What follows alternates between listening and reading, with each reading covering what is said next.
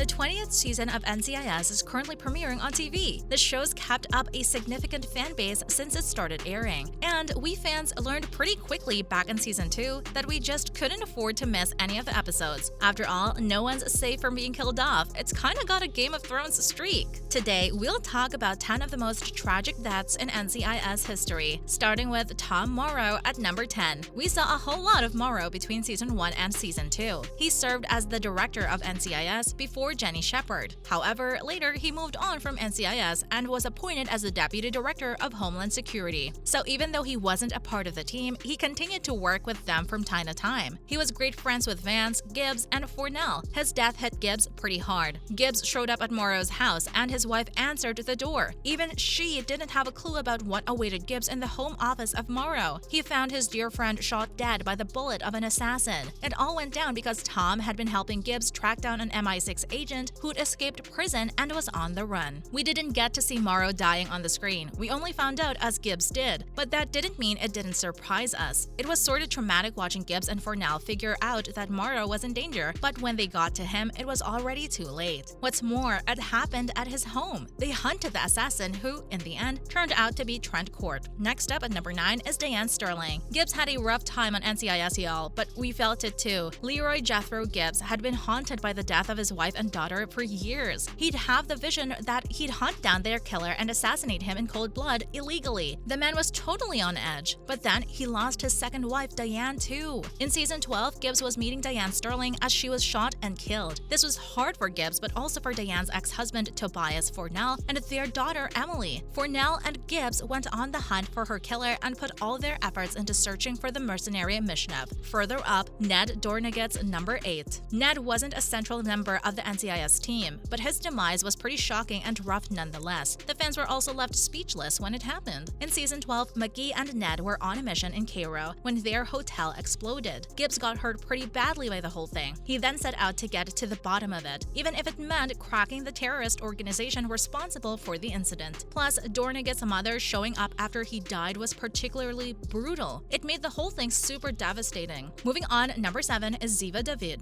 I'm writing it now. His name is Justin Ferris. McKee. Yep. Yes, we get it. She didn't actually die because she came back. However, that doesn't mean that the show's fans and characters didn't go through the bereavement period. It was pretty awful until we were all surprised by her showing up alive later. Ziva was a total fan favorite on the show. She was a series regular from seasons 3 to 11, and so it came as a total shock when it was revealed in season 13 that she'd died. Apparently, she died in a mortar attack that destroyed the house. The attack was made by CIA agent Trent Court. This event totally broke Tony. He left the NCIS to search for the people who did it while also caring for his daughter who'd now lost her mother. There were rumors that she hadn't died, but it was clarified in season 16. David returned and revealed that she'd faked her death, and so she wasn't followed by Sahar. Cote de Pablo, who played the character in the show, talked to Vanity Fair about it. She said she'd left the show because she felt that her character wasn't being treated fairly, but something must have changed her mind because there she was, and we were definitely glad.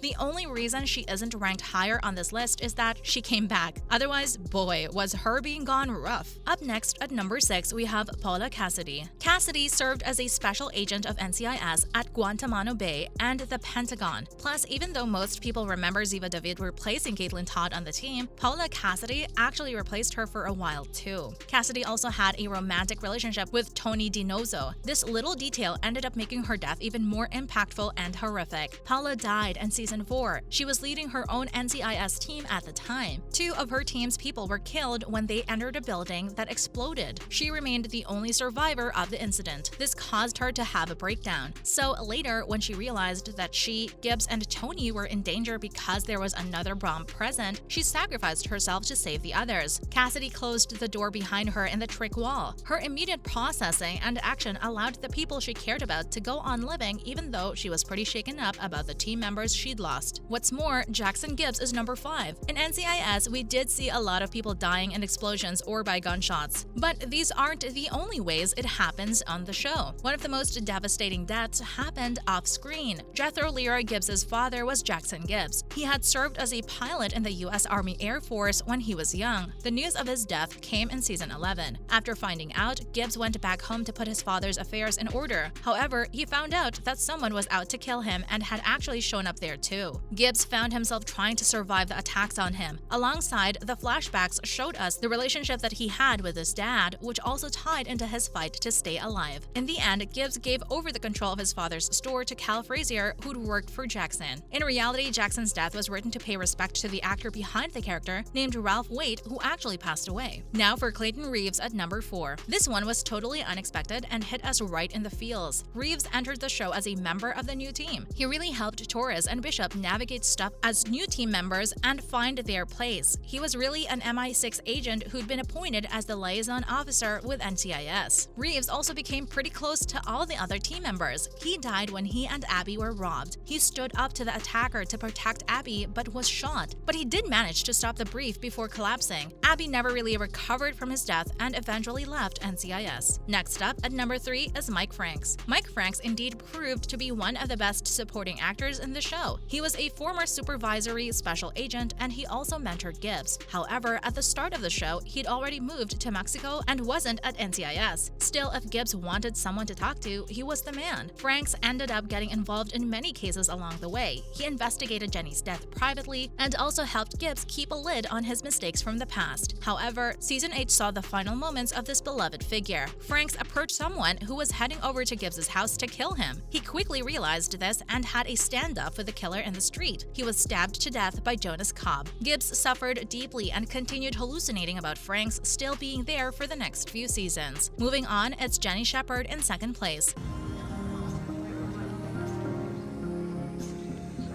I want to see what's under the hood. Okay, we're not gonna lie, this one was brutal, even though she went out gloriously. In season 5, Jenny realized that NCIS Special Agent William Decker hadn't died from natural causes as reported. She thought that it was the work of a murderer. Understanding this, she set up a meeting at a diner with Franks. Sadly, the assassins got there first. However, she managed to really put up a fight and gun down multiple attackers before passing away. Finishing up with Kate Todd in first place. NCIS isn't the sort of show to spare the characters we love just because they've got a solid fan base. In the second season, this was made all the more clear when Kate died. The NCIS team was working to find an Arab/Israeli agent, Ari David. Caitlin, Tony, and Gibbs had just stopped a suicide bomber and were standing on the roof. Kate jumped in front of Gibbs to save him from the bullet of an assassin, but she was wearing a bulletproof vest and survived. However, while discussing it later, she was shot in the head. It was one of the most jaw-dropping deaths on the show. That's all for today from our side. Which NCIS death made you stop in your tracks? Let us know in the comments below. Don't forget to like and subscribe. Goodbye for now, and I'll see you in the next one.